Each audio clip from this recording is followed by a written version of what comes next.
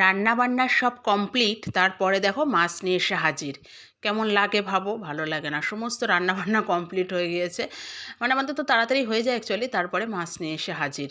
তো চলো পুরোটা শেয়ার করি তোমাদের সাথে। দেখতে থাকো শেষ অবধি ভিডিওটা, আশা করি খুব খুব ভালো লাগবে। তো কেমন আছো তোমরা সবাই? আশা করি খুব খুব ভালো আছো। আমিও আছি বেশ। একটা নতুন ভিডিওতে তোমাদের সকলকে ওয়েলকাম। তো উঠে পড়েছি একদম আর্লি মর্নিংয়ে, যেহেতু ছেলেটার স্কুল আছে। আরও আগের দিন বলে রেখেছিল মা আমাকে আজকে পরোটা করে দেবে। আর প্রতিদিন তোমাদের বলি, ও বলে রাখে, হ্যাঁ ও বলে রাখে। আর এই জন্য না আমার চাপটাও কম হয় যে কাল কী দেবো টিফিনে। সকালে উঠলে না এই বা মানে মাথায় চিন্তাটা ঘোরে না, ও যেহেতু কিছুটা বলে রাখে। তো বলে রেখেছিল পরোটা করে দেবে, তা সেটাই তাড়াতাড়ি করে সকালে উঠে আটা মেখে করে নিয়েছি, আটারই করে দিয়েছি। ময়দাটা একটু অ্যাভয়েড করারই চেষ্টা করি, কারণ ময়দা খাওয়া অতটা ভালোও না। তো একদম লো অয়েলে ভেজে নিচ্ছি। আর আমি তো একটু তেল কমই পছন্দ করি, যে কোনো খাদ্য খাবারে বেশি অয়েল আমার কোনো কিছুতেই ভালো লাগে না। তেলটা আমি একটু অ্যাভয়েড করারই চেষ্টা করি। তা জাস্ট একদম মানে পরোটা না, ওই গোল গোল লুচির মতন করে বেলে ছোট ছোট করে একদম লো অয়েলে এপিট ওপিট একটু ভেজে নিচ্ছি। তা বেশ ভালো হয়েছিল, ভীষণ সফট হয়েছিল, সুন্দর হয়েছিল। তো সেটাই করে দিলাম ওকে। আর ও সবজি টবজি তেমন নেবে না, ও খেতেও খুব চায় না, জানো না। সবজিপাতি একটু সস দিয়ে দেবো, কেচাপটা কিষানের, ওটা দিয়েও খেয়ে নেবে খুনি। তো ওটাতে বরঞ্চ ভালো খায়।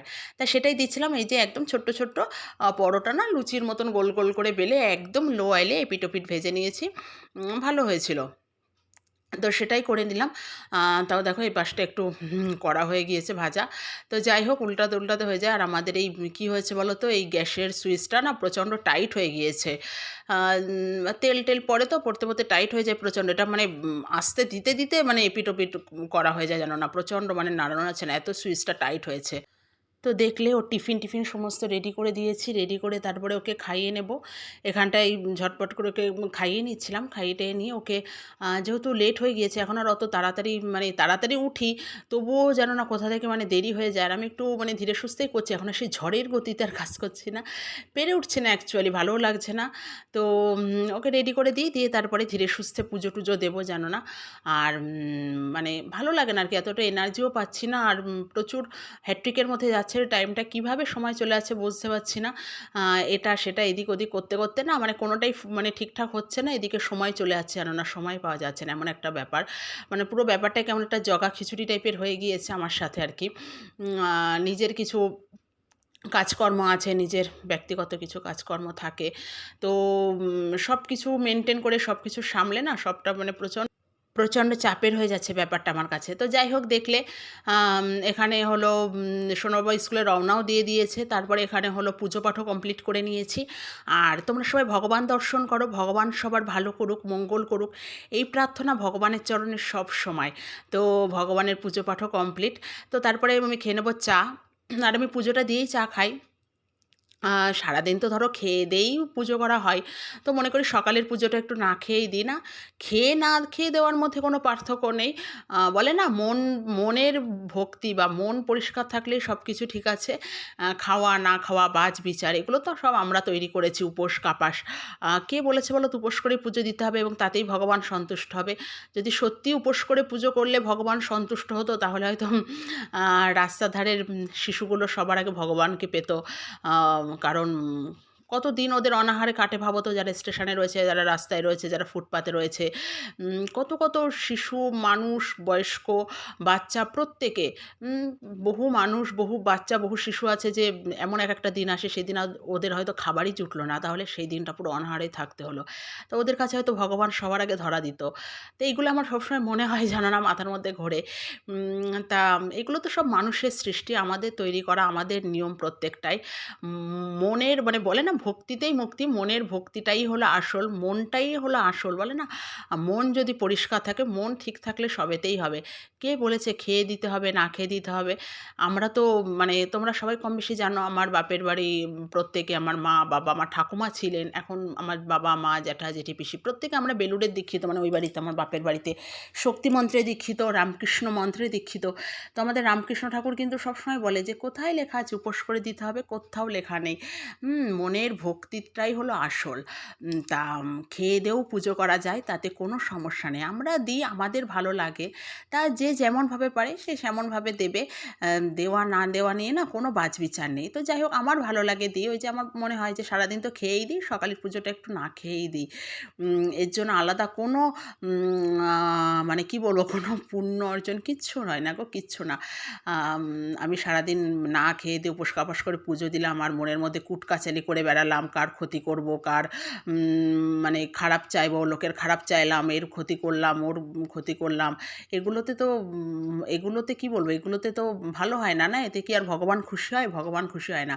তা মনটাকে সহজ সরল করতে হবে, মনটাকে ভালো করতে হবে, আর ভক্তিতেই মুক্তি। মনের মধ্যে ভক্তি রাখতে হবে, আর সবসময় সবার ভালো চাইতে হবে, জানো তো? ভগবান সবসময় বলে যে তুমি অন্যের ভালো চাও, আমি তোমার ভালো করবো। তা সবসময় অন্যের ভালো চাইতে হবে। তো এটাই হলো বড় কথা। তো যাই হোক, তারপরে দেখলে কথা বলতে বলতে আমার চা খাওয়া কমপ্লিট, বেড ক্লিন করে নিয়েছি। নিয়ে এর মধ্যে না আজকে আর বিশেষ কিছু না, খুব অল্প পাতলায় রান্না করেছি, তরি-তরকারি সমস্তটা রান্নাবান্না কমপ্লিট। তার মধ্যে না ওর বাবা হঠাৎ মাছ নিয়ে এসে হাজির। আর বেশি কিছু আনেনি, তাই কপাল ভালো। আর আমারও তো মাছ-মুছ ঘেঁটাঘেঁটি, ধোয়া পোড়া, মানে আমার খুব অতটা ভালোও লাগে না। তো এনেছে, আনে, এখন আর কিছু তো করার নেই, এসব করতেই হবে। বিয়ের আগে এগুলো একটাও করিনি, সত্যি বলতে কি, একদম অনেস্টলি। কারণ আমার ওই ধোয়া-টোয়া আমার অতটা মানে আমার একটু ইয়েই লাগে আর কি। যাই হোক, গা ঘিনঘিন করে। তাও কিছু করার নেই, এখন সংসার করতে হবে। তা দেখলে কাতলা মাছ এনেছে, একটা দেশি কাতলার রক্ত দেখেছো কীরকম লাল একেবারে টকটক করছে? তো ওটা ছিল দেশি কাতলা চিংড়ি মাছ, আর ভীষণ টেস্টিও ছিল মাছটা, জানো না, ভীষণ টেস্টি ছিল। তো তারপরে ছেলের জন্য আটা মেখেছিলাম না, তার আটা কিছুটা ছিল, তা আমিও পরে একটু ওই ছেলের যেমন ভেজে দিয়েছিলাম একদম লো অয়েলে, আমিও পরে কয়েকটা ভেজে নিয়েছিলাম, 2-3টে হয়েছিল। তা সেটাই খেয়ে নিলাম। তার আগে মাছ টাছ ধুয়ে নিলাম, নিয়ে খেয়ে দিয়ে নিয়ে তারপরে এই যে লাস্টে আবার একটু মাছের ঝোল করবো। না করলেই হতো, আগের দিনে তরি তরকারি মাছ টাছ অনেক কিছু ছিল। তা না করলে না আমাদেরও বাবা আবার রাগ করবে, এখনই বলবে, এখনই এনে দিলাম তা করলে না। তা ওই জন্য আবার লাস্টে এই যে মাছের ঝোলটা করব। আর একসাথেই করি, এর সাথে ছেলেটারও হয়ে যায়, ও এখন একটু একটু খেতে পারে। ঝোল টোল দিন একটু শুকনো করে মেখে দিই, এই যে সবজি দিয়ে আলু পেঁপে টেপে দিই, এগুলো দিয়ে রান্না করি, বেশ ভালো লাগে। তারপরে যাই হোক, আর কুমড়োর ফুল দেখলে ওগুলো পরে বড়া ভাজবে, ওগুলো রেখে দিয়েছি। আর ওর বাবারও নিরামিষ ডাল, তরি তরকারি, ভাজাভুজি সবই হয়েছে। তো যাই হোক, তারপরে এই যে খাওয়া দাওয়া তো আগেই কমপ্লিট হয়ে গেছে, রান্নাবাড়া কমপ্লিট, ছেলেটাও স্কুল থেকে চলে এসেছে, ওকেও খাইয়েটাই নিয়েছি অনেকক্ষণ আগে। নিয়ে এবার গ্যাস ট্যাস ক্লিন করে সমস্ত কটা বাসন আছে সেগুলো মেজে টেজে রান্নাঘর মুছে তারপরে স্নান করে আবার দুপুরের পুজো পাঠ দেবো, জানো না। তাই এইরকম সারাদিন তো এই টুকটুক করে চলে, জানো না। সারাদিন এইভাবে না ঘুরঘুর ঘুরঘুর করতে করতে কোথা দিয়ে যে সময় চলে যায় সে আমি আর বুঝতে পারি, জানো না। এটা একটু ওটা একটু করি, সমস্তটা করতে করতে যে কোথা দিয়ে সময় চলে যায় সে আর বোঝা যায় না। দেখতে দেখতে 1টা 1:30 বাজে। দেখো ছেলেটাও ঘুরঘুর ঘুরঘুর করে, ও চলে এসেছে। আর ওর এত গামছা টাওয়েল থাকতেও যে কতগুলো, বিশ্বাস করবে না, বাইরে টাওয়েল 2-3টে, গামছা সব আছে, তাও ওর ওই যে আঁচলে মুখ মুছে গেল। আর না, এতে কোনো সমস্যা নেই, তোমরা খারাপ ভেবো না, ভালো লাগে। আর এই ছোটোবেলাটাই তো এরকম, না বড় হলে তো আর গায়ে গায়ে ঘেঁষবে না। এখন এই যে সবসময় মনে হয় যে ছায়ার মতন কেউ একজন আছে সাথে সব সময়।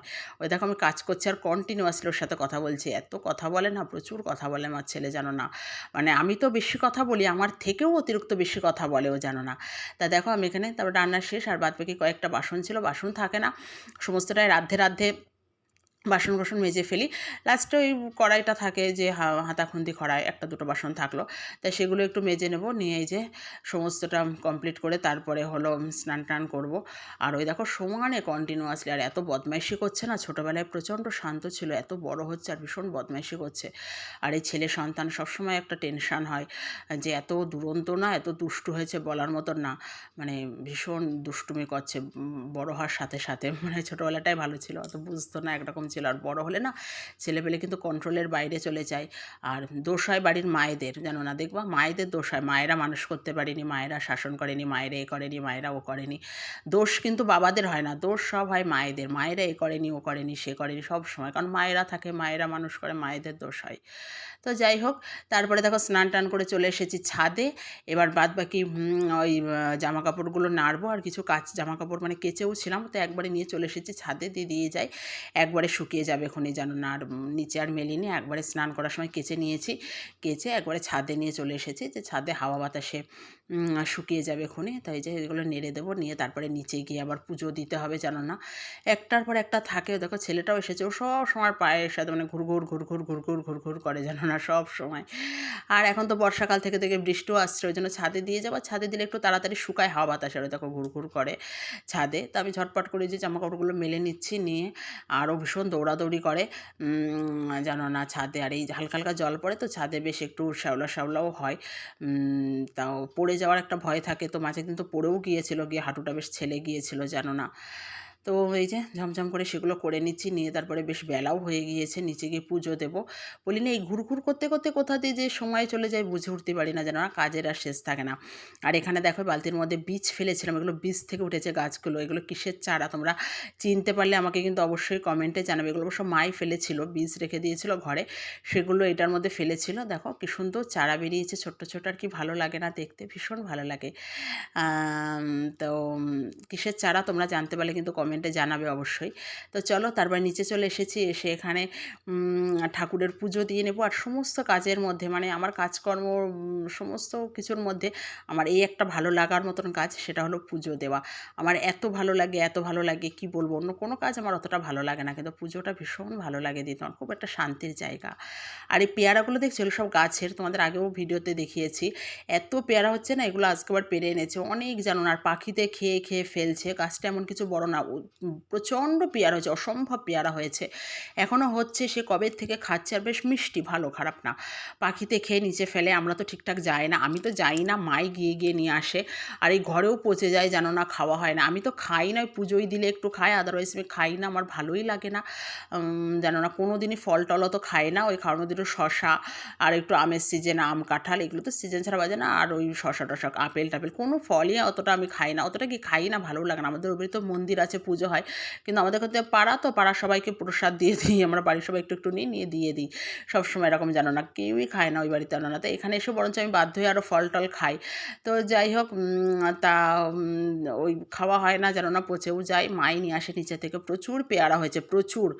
তো তারপরে দেখলে পুজো দিয়ে সেই যে ফুলগুলো দেখালাম না, সে কটার বড়া ভেজে নেবো, গরম গরম বড়া ভাজাটা দেখায়নি। তো অনেকগুলো ছিল, 4-5টা ফুল বড়া ভেজে, তারপরে তো আর ভিডিও ক্লিপ নেওয়া হয়নি।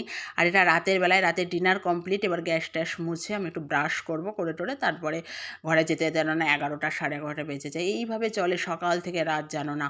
বলি না কোথা থেকে যে সময় বেরোয় যায়, মানে বেরিয়ে যায় বুঝতে পারি না, জানো না। এই রকম চলে সারাটা দিন। আর মানে ভীষণ ভীষণ মানে চাপের এই যে বাচ্চা কাচ্চা ছেলেপুলে নিয়ে, আর এখনকার ছেলেপেলেরা যা মানে কি বলবো, ভীষণ দুষ্টু, ভীষণ দুষ্টু। ওদেরকে কন্ট্রোল করা মানে ভীষণ একটা চাপের ব্যাপার। তো সারাটা দিন এইভাবেই চলে। তো কেমন লাগে আমার ভিডিওগুলো অবশ্যই কমেন্টে জানাবে, ভালো খারাপ যাই লাগুক না কেন তোমাদের মতামত অবশ্যই জানিয়ে যাবে। চলো দেখা হবে অন্য একটা ভিডিওতে, টাটা।